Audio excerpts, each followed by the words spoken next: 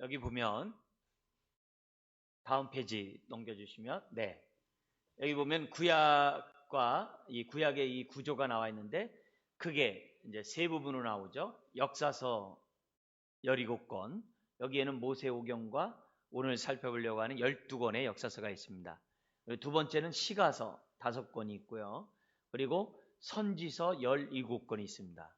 그 가운데 많은 책을 갖다 기록한 사람을 대선지자, 대예언자라고 얘기하거든요. 그들에 의해서 쓰여진 5권, 이사야, 에레미야, 에스겔, 다니엘에 의해서 쓰여진 5권이 있고요. 그 다음에 호세아부터 말라기까지가 12권의 소선지서가 있죠.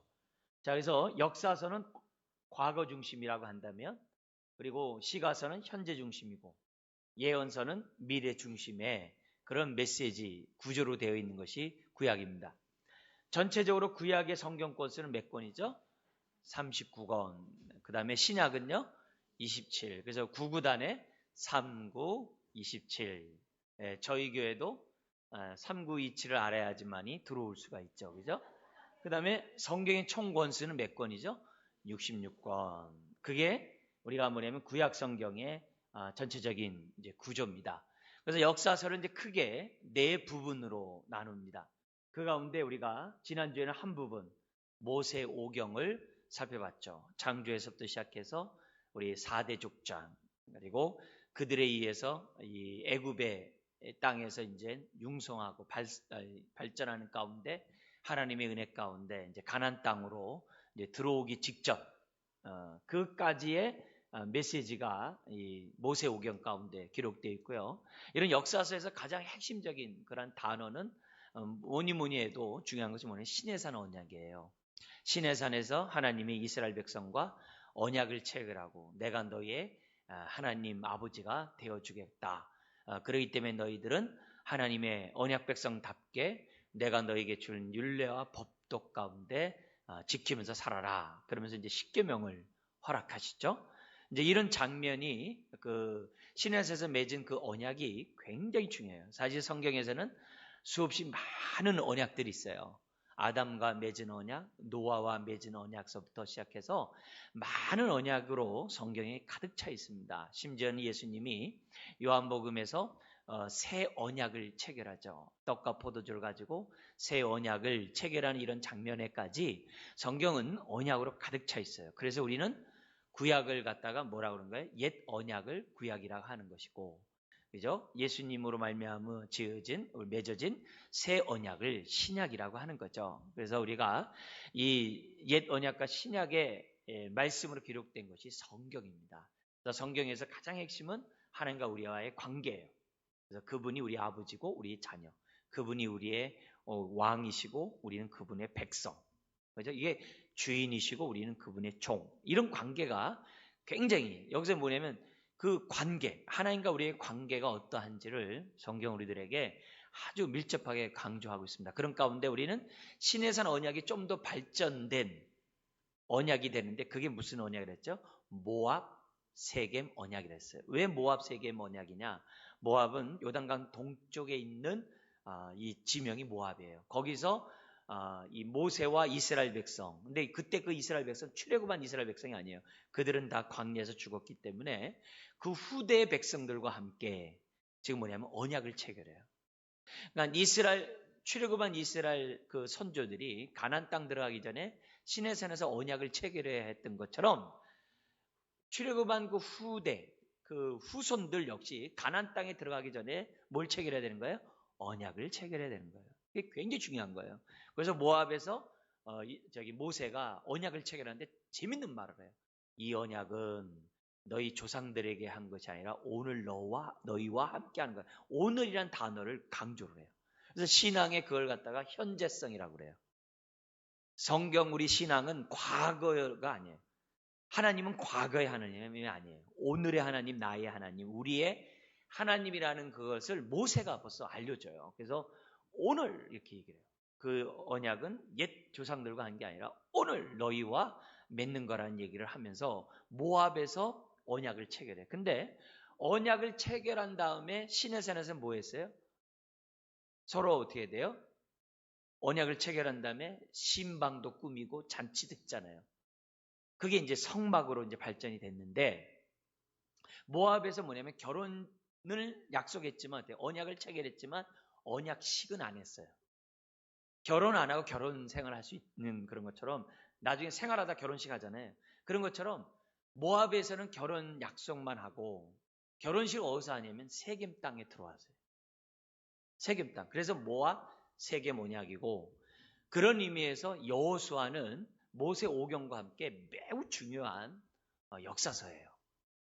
왜냐하면 여호수아 때 와서 이 가나안이 정복뿐만이 아니라 세겜 언약을 맺을 수 있었기 때문에 매우 중요한 성경 본문이 여호수아예요.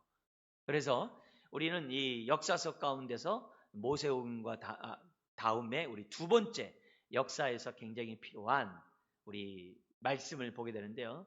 여호수아부터 예수도까지는 크게 세 부분으로 나눠져요. 세 부분으로 나눠지는데, 어느 부분까지 나눠지냐면은 이 통일 왕국, 그래가지고 사울왕과 우리 다윗과 솔로몬에 의해서 120년간 다뤘던 그런 이 통일 왕국이 있고, 그 왕이 통치하기 이전에 사사가, 또 사무엘 같은 선지자가 나라를 통치하잖아요. 그죠? 그래서 그때까지의 역사가 있고, 그 다음에 이 통일 왕국으로서 통치하는 것으로 끝나는 게 아니라 그 다음에 분열 왕국과 함께 포로로 끌려가잖아요. 그게 또 이스라엘의 큰 역사잖아요.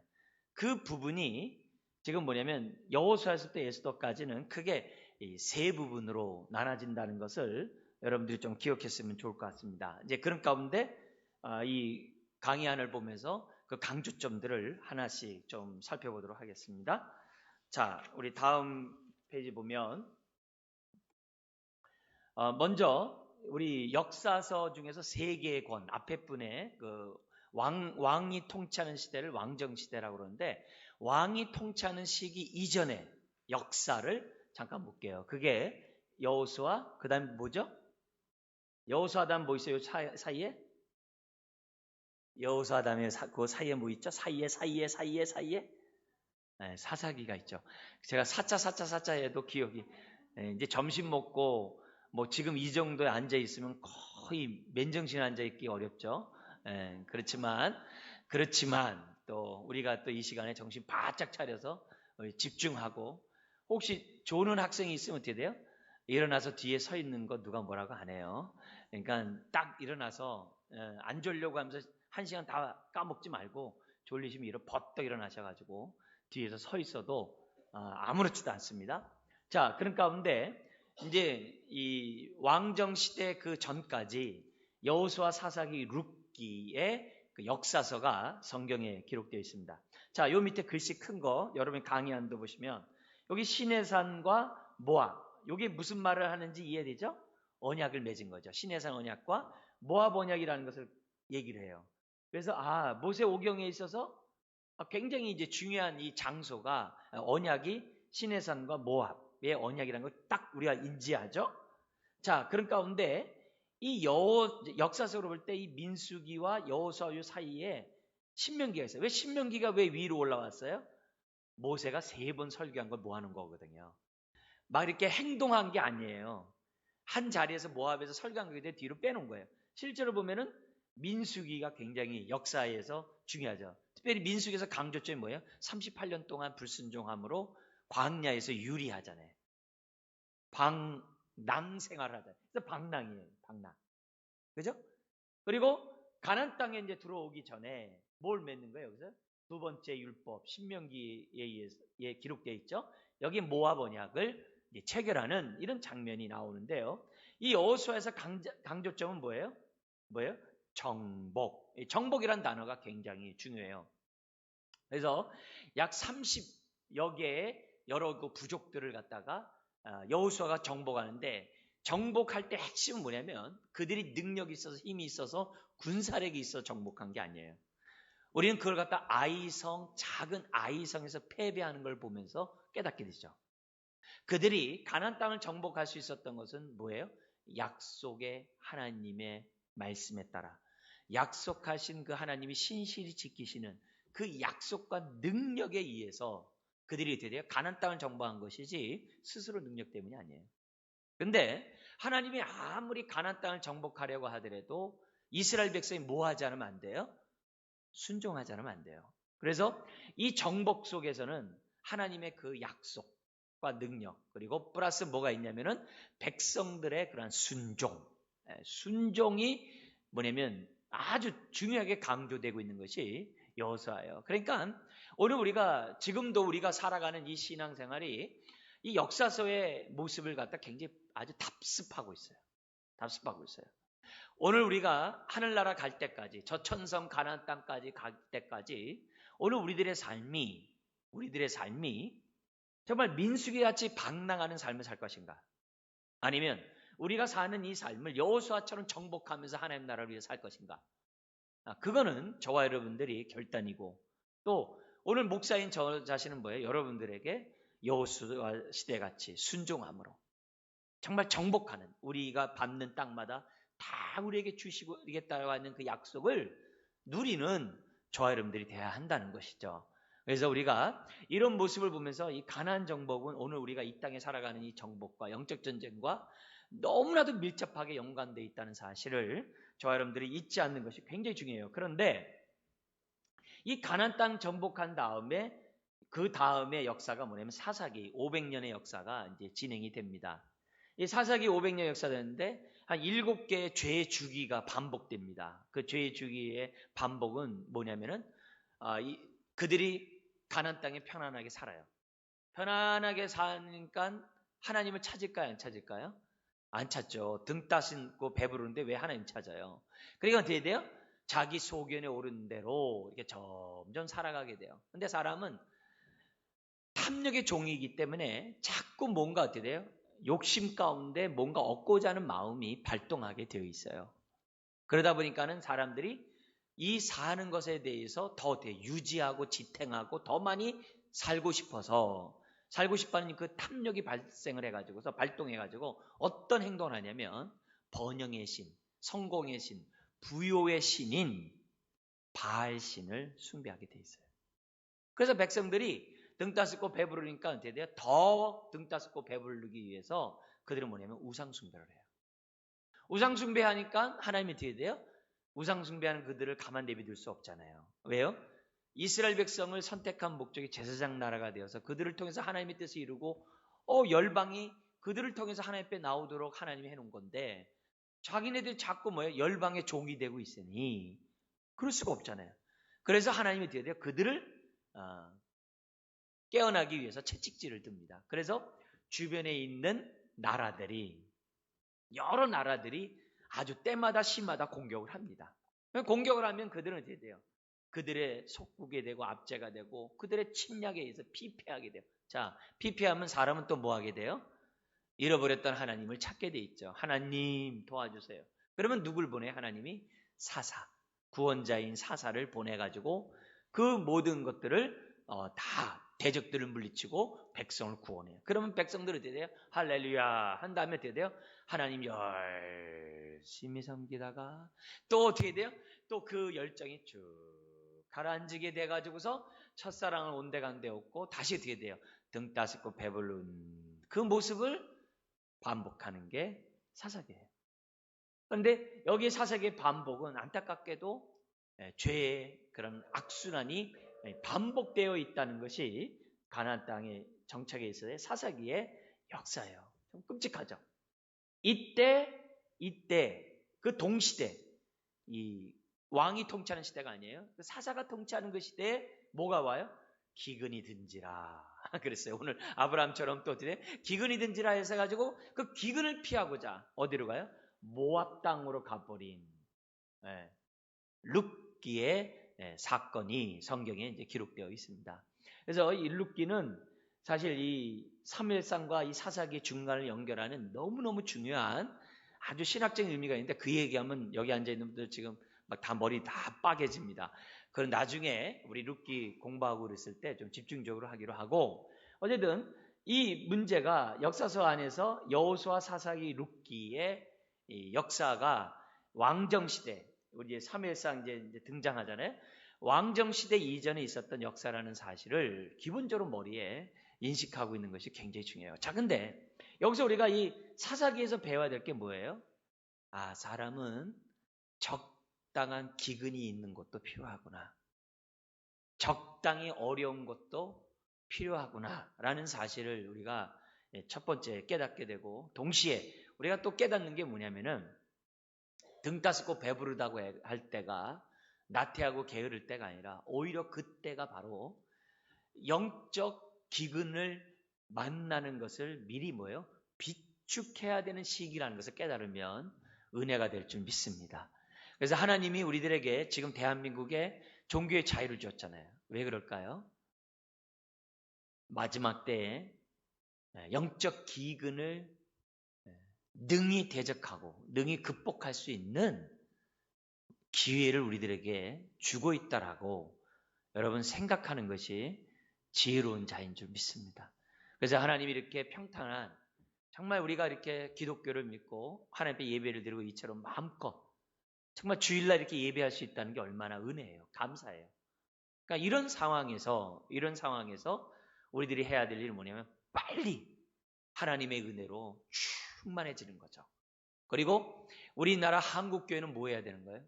빨리 이 세상의 기독교 문화가 자리를 잡을 수 있도록 교회가 힘을 써야 되는 거예요. 기독교 문화가 굉장히 중요해요. 왜요? 그런 기독교 문화 안에 있으면 사람들이 하나님에 대한 믿음을 계속 기억나게 해주거든요. 기억나죠? 예를 들면은 미국 같은 데서는 기독교 문화가 있어요. 그래서 그들은 추수감사절만 되면 어떻게 돼요? 크리스마스만 되면 어떻게 돼요? 믿지 않는 사람도 교회 가거든요. 부활절 그러면요, 그들은 다 뭐예요? 나라 전체가 쉬어버립니다. 추수감사절도 쉬어요. 그러니까 그런 문화가 있으므로 그들은 어떻게 돼요? 그때 교회라도 가고 그때 하나님을 찬양하고 그런 게 있거든요. 그러니까 우리나라도 지금 뭐냐, 기독교 문화를 만들어야 되는 거예요. 그래서 우리가 문화 사역자 이런 사람들이 기독교 문화를 만들려고 많이 애쓰는데 번번이 헛발질을 하고 있고 지금 잘 이렇게 활성화가 안 일어나고 있는데, 여러분 기도해야 됩니다. 그래서 기독교 문화가 생겨나야 되고, 그럼 기독교 문화가 생겨나려면 또 뭐도 있어야 돼요? 기독교 세계관이 지금 뭐예요? 이 세상 가운데 자리를 잡을 수 있도록 해야 돼요. 왜냐하면 세상에서는 기독교 세계관보다도 우리가 다분히 어떻게 돼요? 동양 종교 세계관이 자리 잡고 있죠. 그 대표적인 게 뭐죠? 지성이면 감천. 또 뭐 있어요? 뭐 있어요? 원인에 의해서 결과에 있다고 하는, 다 사람들이 다 인과응보의 그 세계관이 지금 뭐냐면 세상을 잡고 있어요. 그게 뭐예요? 우리 기독교인들까지 갖고 있어요. 그러다 보니까 성경을 볼 때마다 인과응보식으로 뭐든지 생각하는 거예요. 인과응보식으로. 인과응보만 있는 게 아니에요.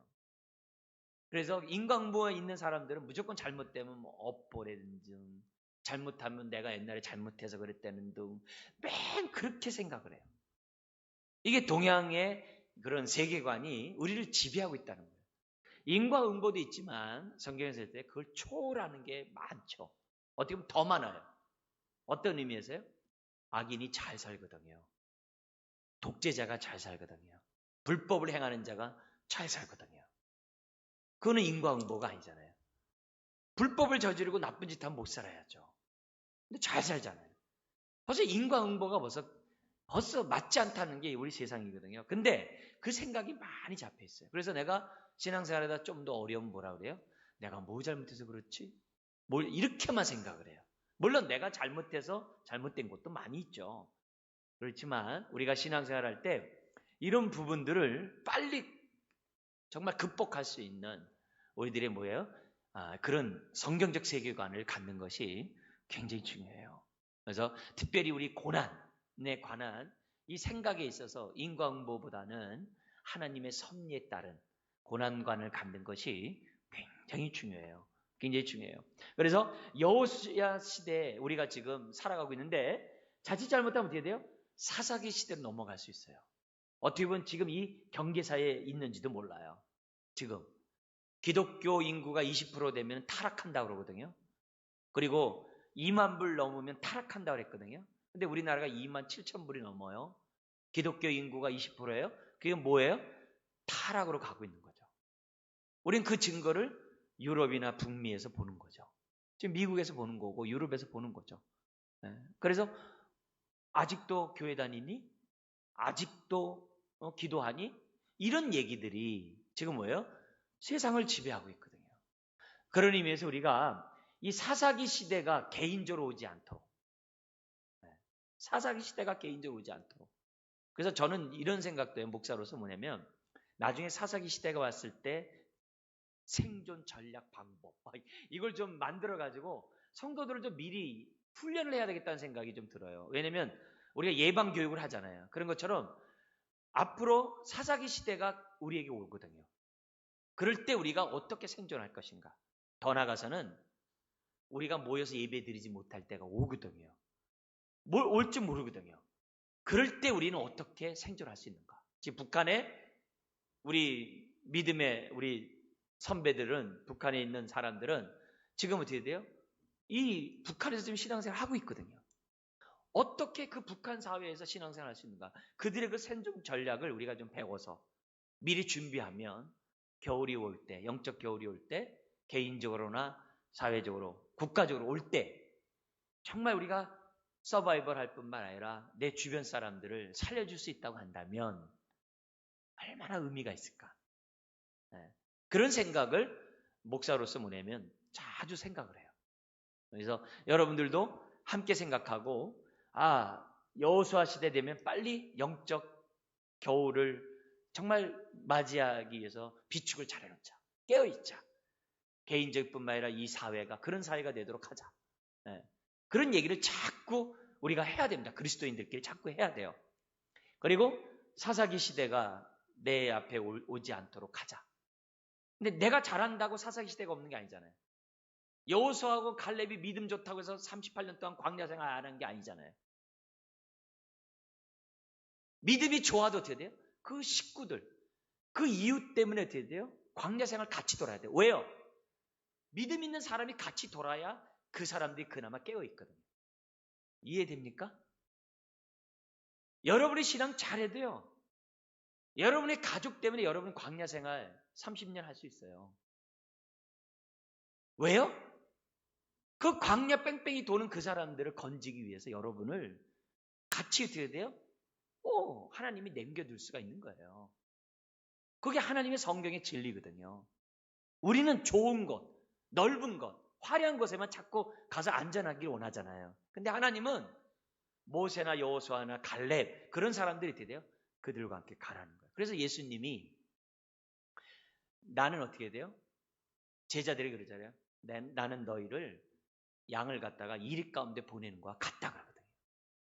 아니 양을 왜 이리 가운데 왜 보내요? 주님이 좀 품고 계시지. 근데 보내거든요. 왜요? 보내야 거기 있는 사람이 살아나죠. 그런 의미에서 여러분이 직장을 가거나 여러분이 우리 동네 살 때마다 기본적 생각이 뭐냐?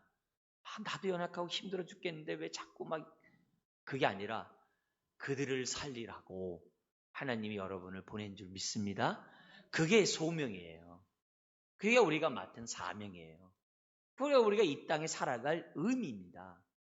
의미입니다. 그래서 그렇게 살면 우린 여호수아 갈렙처럼 나중에 가나안 땅에 들어가는 거고 그렇게 안 살아버리면 어떻게 돼요? 그냥 광야에서 쓰러져 버리는 거예요. 그 역사를 우리가 여기서 이제 보게 되는 거고요. 그리고 룻기에서는 무엇보다도 이 중요한 것은 뭐냐면 그런 기근을 피해 다른 나라까지 갔지만 하나님께서 어떻게 돼요? 정말 룻이라는 이 여인을 통해서 하나님의 구원의 역사를 이루는데 특별히 이 룻에 있어서 우리가 강조점이 돼야 되는 게 뭐냐면은 헌신. 근데 특별히 뭐에 대한 헌신이냐? 약속을 끝까지 지키려고 하는 그 헌신의 모습을 강조해야 돼요. 이 사랑 이야기에서 중요한 게 뭐예요? 약속을 끝까지 지키는 룻. 왜냐면 그 형님을 어떻게 돼요? 시어머니가 고향으로 돌아가라고 했을 때 안녕히 계세요 하고 갔거든.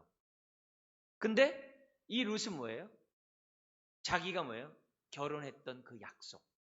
그 약속을 어떻게 돼요? 다른 나라까지 이주해 가면서 힘없고 빼없고 늙은 어머니를 봉양하기 위해서 그는 어떻게 돼요? 그 약속에 헌신을 했어요. 이게 중요한 거예요. 우리가 언약의 자녀로서, 언약 백성으로서 신앙생활한 저와 여러분들이 항상 생각해야 될 것은 뭐냐면 하나님이 약속 끝까지 지키신다는 것을 생각하고, 그래서 저와 여러분들 어떻게 돼요? 하나님께 내가 헌신했으면 끝까지 헌신하겠다고 하는, 일구이연하지 않는 사람이 돼야 한다는 거예요. 그래서 디모데전서 3장에서도 하나님의 직분자를 뽑을 때 일구이연하지 아니하며, 그게 중요한 거예요. 왜요? 하나님은 진리시거든요. 하나님은 실상이시거든요. 하나님은 정말 바꾸지 않으시거든요. 근데 우리가 하나님에 대한 신앙을 막 바꿔버리면 그거는 하나님의 백성이 아니거든요. 자세가 아니거든요. 그래서 우리가 룻기에서는 뭐냐면 그 어려운 상황에서도 그 약속을 지키니까 하나님의 대대여 그 여인을 메시아의 족보로 하나님의 대대여 인도하시는 거예요. 족보로 세워주시는 그 역사가 룻기예요. 그런 의미에서 여호수아, 사사기, 룻기는 오늘 우리가 신앙생활하는 데서 어떻게 신앙생활해야 되는지 그 원리를 잘 보게 하는 장면이에요. 다음 몇 시 보죠? 자, 여호수아, 룻기의 그 지도를 보면 여기 보면 요 거무잡잡한 게 뭐냐면 이 갈릴리, 저기 사해 바다예요. 네? 요 위는 그럼 뭐가 돼 있어요? 갈릴리겠죠, 그죠? 여기 한데 이게 좀 약간 좀 여러모로 좀 흐릿한데 12지파에 의해서 이렇게 이스라엘이 이렇게 정복한 겁니다. 그래서 요당 동쪽에도 르벤 지파, 그 위에 갓 지파, 므낫세 지파, 여러분 강의에 있는 것처럼 이렇게 지배를 해요. 그리고 그 사사들이 어떻게 돼요? 여기 나와 있는 것처럼 굉장히 모든 지파에서 다 이렇게 나올 정도로 지금 사사들이 이렇게 쫙 나와요. 근데 여러분, 사사들이 변변한 사사들이 있었나요? 어떤 사람은 힘이 있으면 머리가 없고, 어떤 사람은 지혜가 있으면 힘이 없고, 등등 여러 가지 뭔가 다 뭐예요? 부족하기 짝이 없어요. 그런데 그들이 하나님의 손에 붙잡히자 이스라엘을 갖다가 건지는 사사로 쓰임받는 것을 보게 함으로써 오늘 우리들에게 뭐한 거예요? 나는 연약하나, 나는 부족하나, 나는 아무것도 없으나 우리가 하나님의 은혜 가운데 붙잡히면 큰 일을 이룰 수 있다는 것들을 사사기를 통해서도 우리가 봐요. 기드온이 용사지만 그는 뭐예요? 겁쟁이거든요. 입다가 능력에 용맹한 사람이지만 무자비한 자거든요.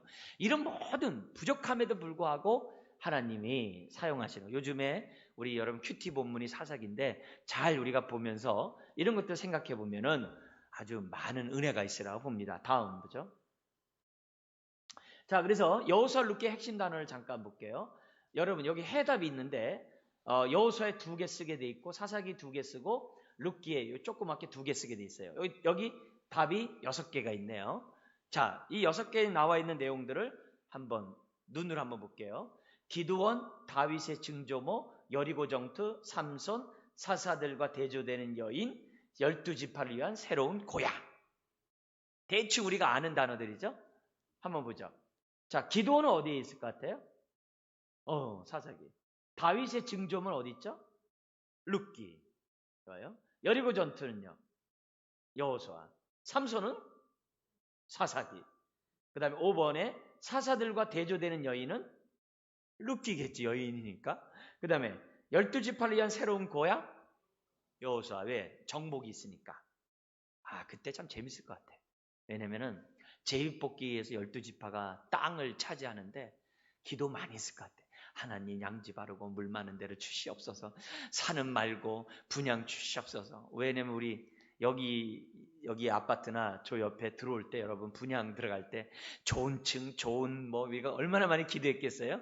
그걸 연상해 보면은 여호수아의 백성들이 아마 진짜 굉장히 했을 것 같아요. 네. 자, 다음 페이지 한번 딱 보면 답이 있습니다. 맞나요? 답? 맞았어요? 여기 2개씩 쓴 거 맞았어요? 네. 그러면 핵심 단어가 뭐라고 그랬어요? 여호수아는 정복. 자, 사사기는 7개의 죄의 주기들. 7개의 죄가 계속 돌아요. 그러니까 우리는 그 죄의 주기를 끊을 수 있어야 돼요. 이 끊는 게 굉장히 중요하거든요. 재밌는 건요. 사사기에서 그 죄의 주기를 끊는 방법이 뭐냐? 자기 소견에 오른 대로 하지 말고 사사기 2장 10절에 나와요. 뭐라고 했냐면은 하나님을 인격적으로 알라 이렇게 돼 있어요. 그러니까 왜 우리가 옛사람에 자꾸 이렇게 답습하며 사느냐? 왜 자꾸 우리가 세상 가운데 자꾸 이렇게 답습하며 사느냐? 왜 자기 소견대로 사느냐? 하나님을 인격적으로 알아가지 않았기 때문이라는 거예요. 그래서 우리가 주일학교 교육을 비롯해서 우리가 교회 교육을 할 때 강조점이 뭐냐면 하나님을 알아가는 지수에 자라가자는 거예요. 알되 머리가 아니라 인격적으로 하나님을 알자는 거예요. 그래서 성경에서는 기노스코라는 단어를 썼어요. 그냥 단지 그냥 알다 이런 단어 쓴 게 아니라 인격적으로 알다라는 단어를 썼어요. 네. 자, 이게 여호수아 룻기의 중요한 얘기예요. 다음 보죠. 요거는 이제 여러분의 강의에 나와 있는 것들을 여러분 그냥 참고자료 보시면 되고요. 다음 페이지 한번 또 보겠습니다. 자, 그 다음에 두 번째 우리 뭐냐면 역사서에 대해서 우리 좀 살펴보도록 하겠습니다. 두 번째 역사서가 나오고 있는데 두 번째 역사서는 뭐냐면 이제 왕정시대. 예, 왕정시대 속에서도 우리가 뭐예요? 정말 이렇게 이 통일왕국 시대를 중심으로 우리가 이것을 좀 볼 수가 있습니다. 자, 여기 보면은 제일 밑에 여러분의 강의안과 함께 여기 보죠. 사무엘 상하, 열왕기 뭐예요? 상하. 요게 뭐냐면은 역사서예요. 자, 근데 사무엘 하 내용과 같은 내용을 기록한 게 뭐예요? 역대상이에요. 역대상. 그리고 역대하는 뭐냐면 열왕기 상과 열왕기 하가 어떻게 돼요? 같은 역사에 관한 내용들을 갖다가 기록을 해놨어요. 근데요, 똑같은 내용이라도 똑같은 게 아니에요. 관점이 달라요. 관점이 다른 것을 우리가 이제 뒤에 넘겨서 보겠는데요. 어쨌든 그래서 여기 보면은 이 6권이 뭐냐면 두 번째 우리가 여기서 12권 중에서 두 번째 우리가 살펴봐야 될 중요한 내용이라는 겁니다. 자, 여기에서 우리 한번 보면 요 열왕기 여기 뭐냐 사무엘하 역대상 요 예 때 나오는 그런 이 시가석 가운데 하나가 뭐냐면 시편이에요. 요 시절에. 왜냐하면 다윗에 의해서 많이 시편이 쓰여졌기 때문에 그렇게 얘기를 하는 거고요. 그 다음에 요때 나오는 것이 뭐냐면 잠언, 전도, 아가서. 왜 그럴까요? 솔로몬이 많이 썼기 때문에 그렇게 된 거예요. 그래서 요렇게 구조가 되어 있구나. 지금 뭐냐면 역사는 이렇게 흘러가요. 밑에 같이. 아까 사사기, 룻기 이렇게 사무엘 상하, 열왕기 상하 이렇게 흘러가요. 그 다음에 뭐로 나와요? 요 뒤로 포로 후에 에스라, 느헤미야, 에스더가 나오겠죠.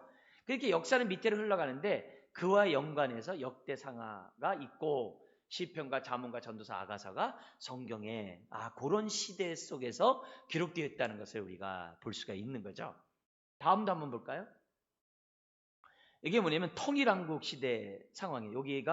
여기 갈릴리아하고 사해바다에 있는 거 통일왕국 시대 때는 다윗이 통치할 때 분열왕국이 될 때까지 이렇게 넓은 지역까지 다 차지했어요. 지금 여기가 어디냐면은 지금 전쟁 나고 있는 시리아 그쪽 지역까지 이라크 북부 지역까지 뭐냐면 다윗이 다 이렇게 통치를 했었습니다. 그러다가 지금 뭐냐면 분열왕국이 솔로몬 이후로 생겨나게 되잖아요. 그때 이후로 이렇게 유다는 여기 조그매요. 여러분 보시는 것처럼 유다와 이스라엘 요만큼밖에 안 되고 주변에 시돈, 아람, 암몬, 모압, 에돔, 블레셋이 살아나요. 이게 뭐냐? 영적으로 우리가 신약에서 이것을 어떻게 늘 해석을 하냐면은 블레셋, 시몬, 아람 이런 게 다 뭐냐면 우리 옛사람으로도 해석을 해요. 그래가지고 우리가 성령 충만하면 이들이 있는지 없는지도 몰라요. 근데 우리가 성령 충만하지 않고 하나님 뜻대로 살아가지 않으면 나의 옛 죄악들이 다 살아나. 블레셋도 살아나고 시몬도 살아나고 암몬도 살아나고 그냥 온갖 죄성들이 다 살아나는 거예요. 그러니까 이 통일왕국 시기에서는 어떻게 돼요? 다윗 같은 경우 어떻게 돼요? 예배 중심 속에서 정말 하나님 앞에 신세가 살잖아요. 그러나 분열왕국 시대 속의 사람들은 어떻게 돼요? 사사기처럼 자기 손의견에 옳은 대로 살잖아요. 여호수아 시대처럼 안 살잖아요. 다윗 시대처럼 안 살잖아요. 사사기 시대처럼 살잖아요. 그러니까 어떻게 돼요? 삶이 죄악이 아주 관영한 그런 나라가 되고 결국 이렇게 사니까 어떻게 돼요? 여기서 빨리 회개하고 정신 차리면은 사사기를 보내주듯이 다윗을 보내주듯이 하나님 보여줄 텐데 회개하지 않으니까 어떻게 돼요? 포로를 끌려가 버리는 거예요. 그래서 포로기 역사가 그 다음에 나오게 되는 거죠. 자, 배경은 그렇습니다. 여기까지 이해됐죠? 자, 근데 통일왕국 시대는 몇 년이에요? 네, 120년. 우리 첫 시간에 했었습니다. 자, 다음 페이지 한번 보죠. 여기에 사무엘상에서부터 에스더까지 핵심 단어를 보는데 우리 한번 역사서의 우리 크게 세 번째 부분이죠. 12권에서 두 번째 부분이죠. 사무엘 상하, 열왕기 상하. 자, 여기에서 여기 1, 2, 3, 4번 있어요. 여기가 한번 볼게요. 다윗의 생에 있어서 성직자로서의 전망이 어디예요? 그리고 두 번째, 다윗의 통치는 뭘까? 이제 여기 오면요, 이제 헷갈리기 시작을 합니다. 이제 여기 오면은 이제 어려워요. 주일학교 때 아무리 왕을 다 외웠어도 어려워요. 세 번째, 사무엘이 왕인 사울에게 기름을 붓는다. 아, 요건 좀 어디서 본 것 같아. 역사적으로 볼 때 앞으로니까 1000명의 여자와 함께 산 왕. 아유, 좀 뭐하네. 자, 여기에 대해서 우리 다음 페이지 한번 보세요. 답이 나와요. 자, 이 답 보는 게 지금 이 시간에 이제 끝날 시간이니까 빨리빨리 가야 될 것 같아요. 자, 다윗의 생에 있어 성직자로서의 전망이 뭐 어디 나오는 거예요? 이 역대상이에요. 자, 보세요. 역대상은 누굴 중심으로 썼어요? 다윗 왕을 중심으로 썼어요. 그죠? 아, 요거 제가 고쳤는데 다시 또 이렇게 됐네요. 역대하는 누구 중심으로 썼어요? 다윗 중심이 아니라 누구 중에? 제사장 중심으로 썼어요. 제사장 중. 그러니까 역대하에 대한 이 부분의 모습을 이렇게 보면은 역대하를 볼 때 똑같은 얘기인데 왜 이렇게 역대하의 내용이 좀 다른가? 다른 거 없어요. 하나님을 경외하면요. 성경이 아주 많이 나와요. 근데 여로보암 2세처럼 하나님을 경외하지 않으면 하나님 앞에 악을 행했더라. 끝. 더 이상 쓸 게 없어요. 쓸 게 없어요. 근데 지금 유대 땅 거기에 이스라엘 땅에 있잖아요. 땅만 파면 여로보암 왕 2세 때 유물이 나온대요. 그렇게 왕성했는데 하나님 앞에 악을 행하니까 뭐예요? 한 줄이에요. 하나님 앞에 악을 행하고 죽었더라. 끝. 이게 굉장히 중요한 거예요. 그래서 제사장 중심으로서 뭐냐면 역대하를 썼다는 것은요. 오늘 우리가 제사장 나라인 저와 여러분들이 어떻게 역사를 봐야 하는지 굉장히 중요한 본문을 제시하고 있는 것이 역대하입니다. 자, 다윗의 통치는 어디예요? 사무엘하. 사무엘이 사울의 기름 부을 때 어디예요? 어디 나와요? 여기 3번이 여기 사무엘상에 처음 나오죠. 왜냐면 첫 번째 왕이니까. 사울, 다윗, 솔로몬이니까. 됐죠? 1000명의 여자와 함께 산 왕이 누구예요? 솔로몬이죠. 그게 어디 나오냐면은 열왕기 상에 나와요. 안타깝게도 열왕기 상에서 이게 나오게 됩니다. 자, 그러면 사무엘상에서 핵심 단어는 뭐냐면 사무엘과 사울이에요. 그래서 사무엘이 처음 사울에게 기름을 부어서 왕을 세워요. 그게 강조점이에요. 그 다음에 사무엘은 누구 중심이에요? 다윗을 중심인데요. 재밌는 건요. 다윗의 죄악이 낱낱이 드러나는 성경이기도 해요. 그 다음에 열왕기 상. 여기요. 열왕기 상은 누구에 돼요? 어디에 여기서 솔로몬이 통치하면서 결국 어떻게 돼요? 분열이 이루어지는 끔찍한 일이 나오게 되고 이 내용을 같이 기록한 게 어디예요? 역대상이라는 거예요. 역대상. 요 이해됐죠? 자, 그 밑에 더 내려가 보죠. 열왕기 하가 있죠. 열왕기 하는 당연히 뭐가 되고 있어요? 포로가 되죠. 바벨론에게 3차 포로로 끌려가게 되는 그 뼈아픈 사건이 그때 상황이 기록되어 있는 게 열왕기 하예요. 근데 그 동시대 상황을 기록한 것이 역대하인데 제사장 중심의 시각으로 기록을 해요. 자, 그러면 여기까지가 우리가 기본적으로 우리가 볼 때 이 포로 전까지의 역사를 갖다가 얘기를 하는 겁니다. 그러면 포로기 또 포로 후의 역사를 기록한 게 어떤 거예요? 그 다음에 에스라, 느헤미야, 에스더입니다. 자, 여기 에스라에서는 뭐가 강조해요? 여기서는 성전과 백성이 지금 어떻게 돼요? 강조되고 있어요. 성전과 백성. 그죠? 여기 그 성전과 백성이 돼가지고 처음에 누구를 통해서 오냐면 스룹바벨과 에스라의 인도로 다시 뒤에 70년 포로 생활이 끝나고 본토로 귀환하는 그런 사건들을 기록한 것이 에스라예요. 그리고 성벽, 성전이 아니라 성벽을 기록한 게 뭐예요? 사건이 느헤미야예요. 성전은 누구예요? 에스라. 그죠? 그 다음에 여러분 잘 아는 죽으면 죽으리라에 누구 나옵니까? 에스더. 페르시아의 이 왕비, 요 사건을 기록한 게 에스더였다는 것을 봅니다. 자, 옆에 인물 및 사건 한번 볼게요. 페르시아의 왕비는 누구예요? 그러면요? 에스더겠죠. 스룹바벨과 에스라 인도 귀환은 누구에게였어요? 에스라고. 예루살렘 성벽 재건축은 누구예요? 그러면요? 느헤미야고. 바벨론의 유다 정복은 어딜까요? 유다 정복 어디예요? 열왕기하. 열왕기하. 그 다음에 유다에 대한 제사장의 시각이 어디예요? 아까 했던 역대하.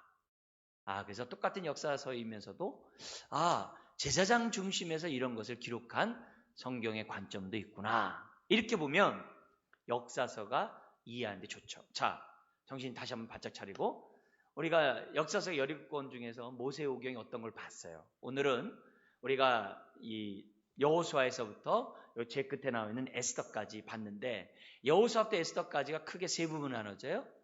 왕정 시대를 통일 왕정 시대를 중심으로 사무엘 어떻게 돼요? 여호수아, 사사기, 룻기가 있고 그 다음에 왕정 시대 기름을 부은 때서부터 사울 왕서부터 솔로몬 시대까지 그 역사가 이렇게 기록되어 있고 근데 물론 이제 거기서 어떻게 돼요? 분열 왕국과 포로를 끌려가기까지의 그 역사가 아울러 이제 우리가 관심 있게 봐야 되는 거죠. 그리고 나서 마지막에 봐야 될 것이 뭐냐면 포로 그 이후에 역사가 어떻게 전개되는지 우리가 뭐냐면 에스라 느헤미야 에스더를 통해서 알아야 돼요. 자, 근데 우리가 지금 에스라 느헤미야 에스더를 좀 이렇게 간단히 넘겨서 봤잖아요. 근데요. 구약을 이해할 뿐만 아니라 신약을 이해하는 데 있어서 요 에스라 느헤미야 에스더의 그 역사를 갖다가 저와 여러분들이 뭐냐면 잘 알 필요가 있어요. 그래야지 예수님 시대의 그 배경을 갖다가 우리가 보다 더 쉽게 이해할 수 있고요. 심지어는 말라기에서 예수님이 오시기에 그 중간기라고 해요. 400년간의 그 중간기에 도대체 무슨 일이 있었는지를 저와 여러분들은 그 당시의 역사를 갖다가 잘 우리가 기억해 볼 필요가 있어요. 우리 성경에서는 짧게 에스라, 느헤미야, 에스더가 나와 있습니다만 그러나 세계 역사는 굉장히 그때 뭐냐면 아주 긴박하게 돌아가고 있는 그런 세상이었다는 것을 한번 생각하고 나중에 신약 성경, 이게 성경과 5대 제국이 성경에 등장하는데 그 5대 제국 가운데 이제 다니엘의 예언을 통해서 이제 그런 게 드러나는데 거기에 대해서 제가 한 번 더 여러분들에게 정리해 드릴게요. 그러면 그때의 그 역사를 한번 우리가 좀 이해를 하다 보면 신약의 배경을 우리가 이해할 수 있고 신약 성경을 보다 더 잘 이해할 수 있는 하나의 이제 기회가 되기도 합니다. 자, 오늘은 지금 뭐냐면은 에스더까지 12권의 역사서를 살펴봤습니다. 우리 다음 주에는 그러면 뭘 봐야 될까요? 다음 주에는 없어요. 왜 없죠? 다음 주는 정교인 우리 한마당 큰 잔치를 하기 때문에 없습니다. 그래서 그 다음 주에 우리가 뭐냐면은 뭘 봐야 돼? 그 다음에는 시가서 5권을 우리가 좀 살펴보면서 시가서가 도대체 뭐에 대한 것인지를 우리가 대략적으로도 한번 살펴보려고 합니다. 네, 제가 한번 기도하겠습니다. 하나님 아버지, 여호수아의 정말 힘있게 출발했던 이스라엘 백성이 하나님의 은혜 가운데 가나안 정복까지 했던 그들이 하나님이 주신 축복의 땅에서 쫓겨나는 것까지 봤습니다. 아버지 하나님, 우리의 인생이 쫓겨나서 슬피 울며 이를 가는 자 되지 않도록 도우시고 또한 가나안 땅조차 주여 살아가면서도 사사기처럼 살지 않도록 도와주옵소서. 다윗 시대처럼 여호수아 시대처럼 정말 하나님을 높이고 제사장 나라다운 백성답게 살아가는 우리 모든 사람 되게 하여 주옵소서. 주여 역사서를 통해 배울 것을 배우게 하시고 특별히 우리가 큐티 본문으로 사사기를 보고 있는데 죄의 답습에서 우리가 벗어나고 하나님을 인격적으로 알아감으로 그런 고리를 끊어버릴 수 있는 하나님의 자녀들 되게 하여 주옵소서. 예수님의 이름으로 기도드리옵나이다. 아멘. 우리 말씀